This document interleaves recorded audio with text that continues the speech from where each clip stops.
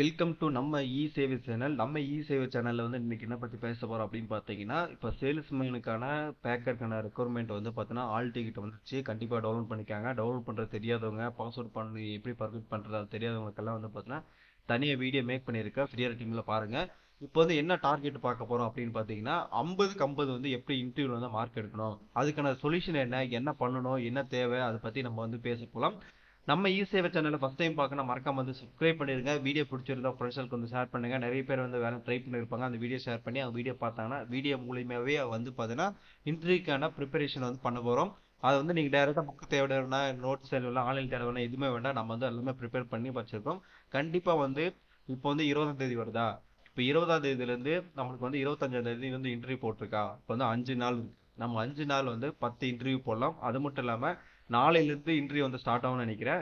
நாளையிலேருந்து ஸ்டார்ட் ஆகிறவங்களுக்கு வந்து பார்த்தீங்கன்னா அவங்க இப்போ நீங்கள் பார்க்குறவங்க யாருனாச்சும் இருந்தீங்கன்னா அவங்க வந்து பார்த்தீங்கன்னா நம்ம இன்ஸ்டாகிராம் வந்து டிஎம் பண்ணுங்க. உங்களுக்கு என்ன கொஸ்டின் கேட்டுங்க அப்படின்னு சொன்னீங்கன்னா அந்த கொஸ்டின்லாம் ப்ரிப்பேர் பண்ணி நம்ம வந்து ஒரு 25-26 இன்டர்வியூ அட்டன் பண்ணுறதுக்கு வந்து மிகப்பெரிய ஒரு பலமா இன்டர்வியூ வந்து அட்டன் பண்ணலாம் அப்படின்னு சொல்லிக்கலாம். அதுக்கான நடவடிக்கை எடுக்கலாம். இப்போ வந்து 5 நாள்ல வந்து 10 வீடியோ பேச போகலாம். 10 வீடியோவில் வந்து பார்த்தீங்கன்னா முழுக்க முழுக்க பார்த்தீங்கன்னா நீங்கள் வந்து செலெக்ஷன் ஆகிறதுக்கு மிகப்பெரிய ஒரு வாய்ப்பாக இருக்கும் அப்படின்னு சொல்லி கேட்டுக்கலாம். அதுக்கான கொஸ்டின்ஸ் வந்து எப்படி வந்து எடுக்கிறாங்க, என்னென்ன பண்ணணும், நம்ம கொஸ்டின் வந்து எப்படி ரீப்ளை பண்ணணும், அதை பற்றி டீட்டெயிலாக வந்து பார்க்கலாம். இன்னைக்கு வந்து ஃபர்ஸ்ட் டாபிக்ல வந்து பார்த்தீங்கன்னா ஒரு 10 கொஸ்டினுக்கு இந்த 10 கொஸ்டின்ல தான் வந்து பார்த்தீங்கன்னா அது நீங்கள் டெவலப் பண்ணுறது வந்து ஒரு 100 வரலாம். இப்போ வந்து நான் என்ன சொல்கிறேன்னா ஒரு 10 கொஸ்டின் சொல்கிறேன். நீங்கள் அதை சம்மந்தப்பட்ட விஷயங்களை வந்து தேடி படிச்சீங்கன்னா இன்னும் வந்து பார்த்தீங்கன்னா பெட்டராக வந்து அடுத்த லெவலில் போகலாம். இப்போ நான் கொடுக்குறது வந்து ஒரு 2 ஸ்டெப்பு தூக்கி விடுவேன். நீங்கள் வந்து 2 ஸ்டெப் தூக்கி நடந்தீங்கன்னா தான் நீங்கள் வந்து வெற்றி பெறதுக்கான வாய்ப்புகளாக இருக்கும் அப்படின்னு சொல்லிக்கலாம். இப்போ வந்து ஃபர்ஸ்ட் கொஸ்டின் எப்படி வந்து இருக்கும் இன்டர்வியூ ஆளில் அப்படின்னு பார்த்தீங்கன்னா, ஃபர்ஸ்ட் வந்து உள்ளே போயிடுவாங்க. உள்ளே போயிட்டேன்னா ஒரு ஆளில் வந்து உங்களை வந்து செலெக்ஷன் பண்ணுறதுக்கான லைன் போட்டிருப்பாங்க, பேட்ச் போட்டிருப்பாங்க. அந்த இடத்துல உட்கார வைப்பாங்க. அந்த இடத்துல இருந்து உங்களோட பக்கத்தில் இருக்கிறது வந்து பார்த்தீங்கன்னா ரூமில் வந்து எந்த ஏரியாவில் உங்களுக்கு இருக்குது அதை பற்றி செக் பண்ண சொல்லுவாங்க. இப்போ எது வேண்டட் அந்த எந்த இருக்குதோ உங்கள் ஏரியாவில் பக்கத்தில் வந்து டிக்கெட் சொல்லுவாங்க. அதுக்கப்புறம் வந்து பார்த்தீங்கன்னா டாக்குமெண்ட் வெரிஃபிகேஷன் பண்ணுவாங்க. டாக்குமெண்ட் வெரிஃபிகேஷன் பண்ணதுக்கப்புறம் வந்து இன்டர்வியூ போவாங்க. இன்டர்வியூல வந்து 3 பேர் இன்டர்வியூ வந்து அட்டன் எடுப்பாங்க. அதுல வந்து ஃபர்ஸ்ட் ஒருத்தர் அப்புறம் கேட்பாரு. 2 பேர் வந்து நீங்க என்ன சொல்றீங்கன்னு சொல்லிட்டு உங்களை வந்து வாட்ச் பண்ணிட்டே இருப்பாங்க. எப்படி பிஹேவியர் பண்றீங்க, என்னென்ன பண்றீங்க, அவங்களோட ஆக்டிவிட்டி எப்படி இருக்கு, உங்களோட பர்ஃபார்மன்ஸ் எப்படி இருக்கு, யோசிக்கிறீங்களா, தப்பா பதில் சொல்றீங்களா அப்படி நோட் பண்ணிட்டே இருப்பாங்க. இதுக்கப்புறம் வந்து பார்த்தீங்கன்னா மார்க் வந்து சைடில் போட்டே இருப்பாங்க. அதுக்கப்புறம் வந்து பார்த்தீங்கன்னா உங்களுக்கு 50-50 எடுக்கிறதுக்கு நம்ம கொஸ்டின் வந்து என்னன்னு பார்த்துடலாம். இப்போ வாங்க போகலாம் வீடியோக்குள்ள. இப்போ வந்து 50-50 மார்க் எடுக்கணும் அப்படின்னா ஃபர்ஸ்ட் வந்து உங்களோட பற்றி சொல்லுங்க அப்படின்னு கேட்பாங்க. உங்களை பத்தி நம்ம வந்து பலன்னு பேசக்கூடாது. நான் ஸ்போர்ட்ஸ்ல அப்படி இப்படி, நான் இதுல போனேன் இதுல வந்து அப்படிலாம் சொல்லக்கூடாது. உங்க பேரு, உங்க என்ன படிச்சீங்க, உங்களை என்ன கல்வி முடிச்சிருக்கீங்க, இதுல வந்து நான் வந்து நேர்மையா இருக்கேன், என் கல்வி தகுதிக்கும் என் அனுபவத்துக்கும் இந்த வேலை வந்து பொருத்தமா இருக்குன்னு நம்புறேன் அப்படின்னு சொன்னீங்கன்னா மட்டும் போதும். இந்த என்ன வார்த்தை போட்டிருக்கணும் அதை சொன்னா போதும். நீங்க வந்து ரொம்ப நேரம் லென்த் எழுதிட்டு போயிட்டீங்கன்னா அவங்க வந்து டென்ஷன் பண்ணக்கூடாது. சொன்னா 3 வாரத்துல டக்குன்னு வந்து பாத்தீங்கன்னா அவங்க வந்து புரிஞ்சுக்கணும். ரொம்ப டேலண்டா இருக்கா அப்படின்ற விஷயத்த வந்து தெரிஞ்சுக்கணும். உங்களோட பேரு என்ன, தகுதி, உங்களோட கல்வி முடிச்சதுக்கு அப்புறம் உங்களோட நேர்மை அனுபவம் என்ன எப்படி இருக்கும் அப்படின்றதுக்காக மட்டும் சொன்னா போதும். அடுத்தது வந்து ரேஷன் கடையில வந்து நீங்க ஏன் வேலை செய்யணும் விரும்புறீங்க அப்படின்னு கேட்பாங்க. இது வந்து மிகப்பெரிய முக்கியமான கொஸ்டின். இது வந்து எல்லாருக்கும் கேட்கக்கூடிய விஷயம். என்னன்னா இது எதுக்காக இது வந்துட்டு ரேஷன் கடையில வந்து வேலை செய்யறீங்க அப்படின்னு கேட்டீங்கன்னா நிறைய பேர் வந்து என்ன சொல்லுவாங்கன்னா இன்டர்வியூ வந்து எக்ஸாம் எழுதாம பாஸ் பண்றதுனால வேலைக்கு போறாங்க, சும்மா பொழுதுபோக்கு போறாங்க அப்படின்ற மாதிரி நினைப்பாங்க. இது வந்து ஒரு சமூகத்துக்கு வந்து பார்த்தீங்கன்னா உதவ முடியுது. எந்த விதம்னா அன்னதானம் வந்து செஞ்சு கொடுக்கறதா இல்லாம அந்த அன்னதானம் நீங்களே வாரி வழங்குறீங்க. இது வந்து வேற கடவுளா வந்து உங்களுக்கு கொடுக்குற விஷயம் தான் என்னோட கருத்து. இது வந்து என்ன சொல்லணும் அப்படின்னா இந்த வேலை மூலம் நான் சமூகத்துக்கு உதவ முடியும். சமூக தலைவர் மேல அக்கறை பொதுமக்களுக்கு நேர்மையான மற்றும் சேவை அளிக்க விரும்புகிறேன் அப்படின்னு சொல்லுங்க. சமூக வேலை சமூகம் மற்றும் அரசு இடையே நம்பிக்கையை வளர்க்க ஒரு முக்கியமான பொறுப்பு என்று கருதுகிறேன். இந்த வேற விஷயம் சொன்னீங்கன்னா அவங்க பிரெயின்ல வந்து பார்த்தா அப்படி பிரைட் ஆயிடுவாங்க. சூப்பரான பர்சன் வந்து நம்ம வந்து எடுக்கிறோங்க அப்படின்றவங்க. ரேஷன் கடையில் நீங்க ஏன் வேலை செய்ய விரும்புகிறீர்கள்னா இதை பத்தி தான் சொல்லணும். இதை சொன்னா டக்குன்னு நேரம்.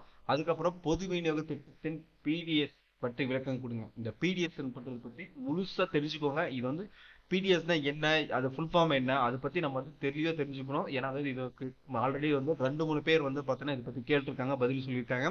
பிடிஎஸ் பத்தி பொது விநியோக திட்டத்தின் பிடிஎஸ் இந்திய அரசால் செயல்படுத்தப்படும் ஒரு திட்டமாகும். இது பொருளாதார பாதிப்பில் இருக்கும் குடும்பங்களுக்கு அரிசி, கோதுமை, சர்க்கரை போன்ற அத்தியாவசிய பொருட்கள் குறைந்த விலையில் வழங்குகிறது. பிடிஎஸ் வந்து பார்த்தீங்கன்னா கவர்மெண்ட் இதன் மூலியமா மக்களுக்கு வந்து அரிசி, கோதுமை, சர்க்கரை இந்த மாதிரி எண்ணெய் வந்து கம்மியான விலையில வந்து கொடுக்கறத நோக்கம். அதை பத்தி நீங்க தெரிஞ்சுக்கோங்க. பிடிஎஸ்னா என்னன்னு தெரிஞ்சுக்கோங்க. அடுத்தது வந்து ரேஷன் அட்டை வகைகள் மற்றும் அவற்றின் பயன்கள் என்ன அதை பத்தி முக்கியமா தெரிஞ்சுக்கணும். இதை வந்து நீ கையில் கூட பிட் அடிச்சுட்டு போங்க சொல்லிக்கலாம். அந்த அளவுக்கு வந்து மிகப்பெரிய முக்கியமான விஷயம் இருக்கு இது கார்டு. ஏன்னா வந்து பிஹெச்ஹெச் என்னன்னா, நான் பிஹெச்ஹெச் என்னன்னா, அது மாதிரி வந்து நிறைய விஷயங்கள் வந்து கேட்பாங்க. இது வந்து நான் வந்து தெரிஞ்சுக்கணும். அட்டை வகைகள் வந்து பார்த்தோன்னா இன்னும் நம்ம வந்து கிளாரிட்டியான வீடியோ வந்து போடலாம். அட்டை வகைகள் வந்து பார்த்தோன்னா இது வந்து 3 மட்டும் தான் சொல்றேன். ஆனால் பட் வந்து இன்னும் நிறைய இருக்கு. இது வந்து வறுமை கோட்டு கீழே இருக்கு என்ன இருக்குன்றது மட்டும் தான் போட்டிருக்கோம்.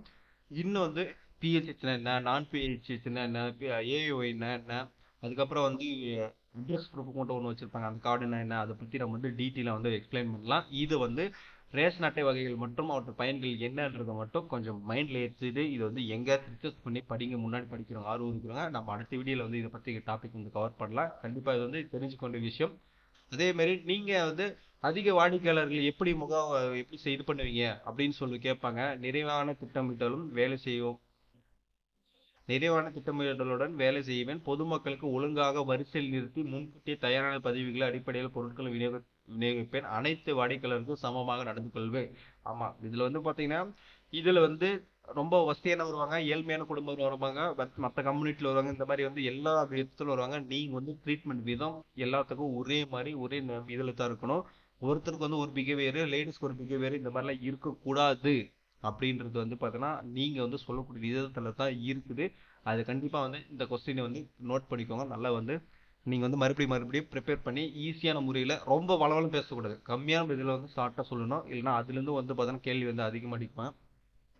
வாடிக்கையாளர்களுக்கு வாக்குவாதத்தை நீங்கள் எப்படி வந்து கையாள இருக்கு. கண்டிப்பா வந்து இது வந்து நல்ல விஷயம் தான். நிறைய பேர் வந்து சண்டை போட்டிருப்பாங்க கியூவில். இது வந்து சிட்டி சைடுல ஓகே, வில்லேஜ் சைடுலாம் வந்து பாத்தீங்கன்னா ஒரு 200 பேர் வந்து ஒரே டைம் நிற்பாங்க. 200 பேர் நிற்கும் போது நீங்க வந்து உங்களோட டேலண்ட் வந்து பார்த்தீங்கன்னா 100 பேர் தான் கொடுக்க முடியும். அது இல்லாம நீங்க வந்து ரொம்ப வந்து இப்போ இது பண்ண முடியாது.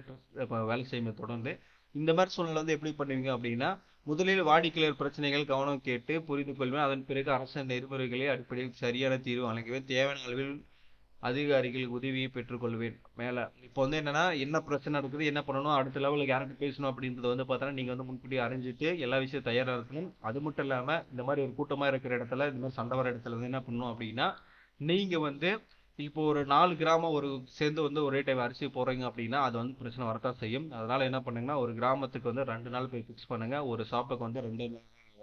ஒரு கிராமத்துக்கு வந்து ஒரு ஷாப்ல வந்து 2 நாள் அது மாதிரி போட்டிங்கன்னா 4 கிராமத்துல வந்து 8 நாள்ல வேலை முடிஞ்சு போயிடும். 8 நாளுக்கு அப்புறம் வந்து 2 நாள் வந்து பார்த்தோன்னா எல்லா கிராமத்துல வாங்காத மக்களுக்கு வந்து கொடுத்தீங்கன்னா இந்த மாதிரி பிரச்சனை வந்து வராது. அப்படின்றத ஒரு ஈஸியான முறையில் வந்து நீங்க பதில் சொல்லுங்க. கண்டிப்பா வந்து மிகப்பெரிய ஒரு வாய்ப்பா இருக்கும். இந்த மாதிரி கொஸ்டின் வந்து இவளுக்கு நீங்க வந்து ஃபர்ஸ்ட்ல வந்து 6 கொஸ்டின்ல கண்டிப்பா வந்து 2 கொஸ்டின் ஆச்சும் உங்களுக்கு வந்து வந்துடும். அதனால வந்து அதை பத்தி டீட்டெயில வந்து படிச்சுக்கோங்க. ரேஷன் கடையில் பங்கு ஸ்டாக் மேலாண்மை நீங்கள் எப்படி வந்து செயல்படுவீங்க அது மாதிரி போட்டிருக்காங்க. இது வந்து எப்படி வந்து நீங்க வந்து ஸ்டாக் மெயின்டைன் பண்ணுவீங்க, உங்களுக்கு வந்து உங்களை நம்பி நான் வந்து அரிசி கொடுத்துட்றேன் அப்படின்னா என்ன பண்ணுவீங்க அப்படின்ற மாதிரி கேட்குறாங்க. அதுக்கு வந்து இது நான் வந்து புரியுதுக்காக வந்து இப்படி போட்டிருக்கேன். அவங்க வந்து கேட்கறது அப்படின்னா அரிசி வந்து உங்க கடையில் கொடுத்துறோம்பா, நீ எப்படிப்பா ஸ்டாக் மெயின்டைன் பண்ணுவோம் அப்படின்னு கேட்பாங்க. நம்ம எப்படி பேசுறோங்களோ அது மாதிரி பேசுவாங்க. அதுக்கு வந்து ஸ்டாக் வந்து ரிஜிஸ்டர் பண்ணுவாங்க. துல்லியமா வந்து ரிஜிஸ்டர் பண்ணா சரியான அளவில் வந்து அளவீடு போட்டு நம்ம வந்து கொடுப்பேன். அதனால வந்து பார்த்தோன்னா கண்டிப்பா வந்து சரியான முறையில் இருப்பேன் அப்படி சேமிப்பில்லை அப்படின்ற மாதிரி நீங்க வந்து சொல்லணும். சொன்னீங்கன்னா மிகப்பெரிய ஒரு ஏற்றுப்பாங்க. ஸ்டாக் வந்து ரிஜிஸ்டர் பண்ணுறது தான் மெயின் விஷயம். எவ்வளோ ஸ்டாக் இன்னும் எவ்வளோ ஸ்டாக் அவுட்டு, எவ்வளோ சேல்ஸு, இதை பற்றி நம்ம சொல்லணும். மோசடிகளை தடுக்க நீங்கள் என்ன நடவடிக்கைகள் எடுப்பீர்கள். விநியோக நடவடிக்கைகளை ஆவணமாக வைத்துக் கொள்வேன். அனைத்து வாடிக்கையாளர்களும் ரெசிப்ட் வழங்குவேன். முறையான தணிக்கையில் செய்வதன் மூலம் சீரான செயல்பாட்டை உறுதியாக செய்வேன் அப்படின்ற மாதிரி கொடுத்துருக்காங்க. அதான் மோசடி வந்து என்னன்னா, அரிசி வந்து நீங்க வந்து ஒரு டோக்கன் போட்டு கொடுக்குறீங்க. அந்த டோக்கன் வச்சுட்டு இன்னொருத்தர் வந்து அரிசி வாங்க கொடுக்கணும் அப்படின்னு சொல்லி போட்டாங்கன்னா நீங்க வந்து அந்த இடத்துல இருந்து எப்படி வந்து நடவடிக்கை எடுப்பீங்க, எப்படி பராமரிப்பீங்க அப்படின்றத பத்தி தான் வந்து சொல்லியிருக்காங்க. இதனால வந்து மோசடி வந்து தவிர்க்கிறதுக்கு மிகப்பெரிய ஒரு வாய்ப்பு அப்படின்ற மாதிரி நான் சொல்லிக்கலாம். அடுத்தது வந்து கூட்டமா இருக்கிறவங்க இந்த மாதிரி நடக்கிறதுக்கான வாய்ப்புகள் வந்து நிறைய இருக்கு. அதனால வந்து சொல்றேன். ஏன்னா வில்லேஜ்ல பொறுத்த வரைக்கும் கூட்டம் ஜாஸ்தியா இருக்கும். சிட்டி சைடுல பாத்தீங்கன்னா ஒருத்தர் 2 பேர் வரதே பெரிய விஷயம். அதனால வந்து பாத்தீங்கன்னா முடிஞ்ச அளவுக்கு சிட்டி சைடு வந்து நீங்க வந்து வேலையை வந்து செலெக்ஷன் பண்ணீங்கன்னா ஈஸியா இருக்கும். வில்லேஜ் சைடு பண்ணா கஷ்டப்பட்டு ஒர்க் பண்ணா ஆனா மட்டும் வந்து நிறைய மக்களை வந்து சந்திச்சு பேசலாம். ரேஷன் பொருட்களின் கணக்கீடு முறை குறித்து விளக்குங்க. ஒவ்வொரு மாதம் வாடிக்கையாளர் அடிப்படையில் பொருட்கள் தேவைப்பட கணக்கிட வேண்டும். எடுத்துக்காட்டாக ஒரு குடும்பத்தின் கான 10 கிலோ அரிசி தேவைப்படுமானால் 100 குடும்பத்திற்கு 1000 கிலோ அந்த மாதிரி வந்து நீங்க கால்குலேஷன் பண்ணி பொருட்களை வந்து கணக்கெடுத்து நீங்க வந்து வாங்கணும். ரெகுலரா வந்து அந்த இன்டர்ன் போடணும்னு சொல்லுவாங்கல்ல, பிஓ போடுற மாதிரி போட்டு இதை வந்து வாங்கணும் அப்படின்னு சொல்லிக்கலாம். நீங்கள் வந்து அரிசி வந்து ஸ்டாக் வந்து கரெக்டாக மெயின்டைன் பண்ணிங்கன்னா அது வந்துடும். இப்போ இருக்கிற டெக்னாலஜியில் வந்து ஆட்டோமேட்டிக்காக எவ்வளோ ஸ்டாக்கு எவ்வளோ கார்டு எவ்வளோ சேல் ஆயிருக்கு அதெல்லாம் வந்து ஆட்டோமேட்டிக்காக வந்துடும். இது வந்து முன்னாடி காலத்தில் வந்து எப்படி நடந்துச்சு அப்படின்றதுக்காக இந்த விஷயம் இது வந்து நீங்கள் வந்து தெரிஞ்சுக்கணும். அடுத்து வந்து தமிழக அரசு செயல்படுத்திய சமீபத்தில் நலத்திட்டங்கள் குறித்து கூறுக அப்படின்னு கேட்டிருக்கேன். தமிழக அரசு சமீபத்தில் உணவு பாதுகாப்பு திட்டம், ஃபுட் செக்யூரிட்டி ஹார்ட் ஸ்கீம் மற்றும் கல்வி ஊட்டச்சத்து திட்டம், கல்வி ஊட்டச்சத்து திட்டம் போன்றவற்றை செயல்படுத்தி வருகிறது. இது மக்களின் ஆரோக்கியத்தை உணவு பாதுகாப்பு பற்றி உறுதியளிக்கிறது. இதை பற்றி வந்து நம்ம வந்து நீங்கள் டீட்டெயிலாக சொன்னீங்கன்னா இது வந்து 10 கொஸ்டின் வந்து நம்ம வந்து பார்த்தோன்னா இன்னைக்கு வந்து பேசி வைக்கிறோம். 10 கொஸ்டின்றது வந்து நான் வந்து ஒரு எடுத்துக்காட்டு தான். இதை வந்து நீங்கள் வந்து டெவலப் பண்ணுறது உங்களோட கையில் தான் இருக்குது. நான் முழுசு டெவலப் பண்ணால் இது வந்து 1 மணி நேரம் 2 மணி நேரம் போயிடும். நீங்கள் வந்து வீடியோ பார்க்க மாட்டேங்கிறதுனால ஸ்டார்ட் சொல்லியிருக்கேன். இப்போ வந்து ரேஷன் கடையை பற்றி எக்ஸாம்பிள் சொல்கிறேன். ரேஷன் கடையில் நீங்கள் என்ன வேலை செய்ய விரும்புறீங்க அப்படின்னா அதை பற்றி டீட்டெயிலாக தெரிஞ்சுக்கணும். அதே மாதிரி பிடிஎஃப்னா என்னன்னா ஃபுல் டீட்டெயிலாக தெரிஞ்சுக்கணும். அதே மாதிரி அட்டை வகை என்னன்னா ஃபுல் டீட்டெயிலாக வந்து ஏ டு ஜெட் தெரியணும். நான் வந்து ஷார்ட்டாக சொல்லியிருக்கேன். இது வந்து நீங்கள் வந்து ஏ டு ஜெட்டாக சொல்லணும். இது வந்து அட்டை வகை இந்த 3 கூட தவறு. இது வந்து நிறைய போடணும். நிறைய இருக்குது. அது லிஸ்ட் வந்து பார்த்தோன்னா டிஎன்பிடிஎஸ் வெப்சைட்லேயே இருக்குது. அதை பற்றி நம்ம வந்து நெக்ஸ்ட் வீடியோவில் பார்க்கலாம். இந்த வீடியோ பற்றி என்ன நினைக்கிறீங்க உங்கள் கருத்துல கமெண்ட் பாக்ஸில் கமெண்ட் பண்ணுங்க. முக்கியமான விஷயம், இந்த ரேஷன் ஷாப் வந்து ட்ரை பண்ணுங்க. பேக்கர் ஆகட்டும், ரேஷன் சேல்ஸ்மேன் ஆகட்டும், நீங்கள் வந்து உங்கள் ஃப்ரெண்ட்ஸ் வந்து ஷேர் பண்ணுங்க. நீங்களும் படிங்க, உங்கள் ஃப்ரெண்ட்ஸ்க்கு வந்து ஷேர் பண்ணி பெரிய ஒரு வெற்றி பெறுங்க அப்படின்னு சொல்லி கேட்டுக்கலாம். இந்த வீடியோ இதோட முடிச்சுக்கலாம். நெக்ஸ்ட் வீடியோவில் வந்து சந்திக்கலாம். பாய்.